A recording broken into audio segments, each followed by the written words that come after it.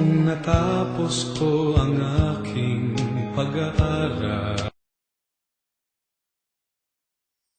Maligayang araw mga kasuso, at ito ang pangalawang interview natin sa ating pambansang kamao na si Manny Pacquiao, na hindi ko alam kung bakit pambansang kamao pero hindi naman siya kamao. Tao po siya. Opo, tao po si Manny Pacquiao. At ang isa, ang pambansang libag o banil na si Tim Bradley. Matik na to. Yari na naman ako kay hambog ng Sagpro.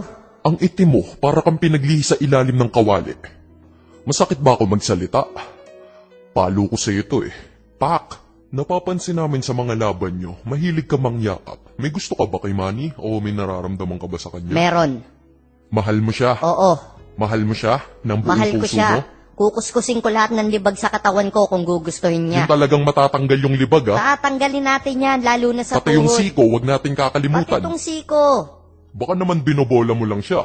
Anong nambobola? Parang sinasabi mong kasing itim ko mga bala ko ah. Ang yummy niya. Easy lang, kaya ka nasusunog. Palagi ka kasing hot eh. Sorry. Huwag kang ganun. Gusto mo hurt ko feelings mo? Wag. Sensya na-excite lang. Alam mo naman tayo mga nagmamahal eh. Minsan nagagalit. Titi nga nagagalit eh. Tao pa kaya? Okay lang, mukha ka naman titi ng ite. Eto tanong ko sa'yo, mahal mo din ba siya? I'm sorry but I don't understand Tagalog. You should be speaking dollar format. I love you so much, Manny. I will do anything. Anything. Just give me the chance. You're like the darkest part of my skin. Well, I don't like him because he's too dark. He's like a shit. Bullshit. Ayaw niya raw sa tae. Ang sakit nun, Dre. Ay, bahala siya. Ang galing ko pa naman mang romansa.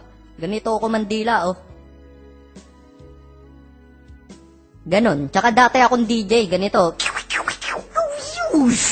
Tsaka hindi yan manhid si Manny, nagpapakipot lang yan. Tingnan mo, kikiligin yan, oh. I love you. Yay!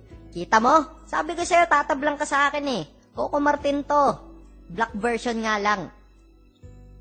Well, I'm gonna talk now. Go on. First of all, I'm not gay. I'm a man. And man like women. And I have a wife. Not wife on the table, but wife, girl, women. You know, with boobs in the pipi. Alright, let's have a deal. Let's have a boxing match. If I win, you will be my man. But if I lose, I will stop loving you, man. And the only way for you to win is to knock me out. If you don't knock me out, you're gonna be my bitch. Is it a deal or no deal? Babes. Okay, but if I win, he should take a bath until he became a people that is super white. I'm like a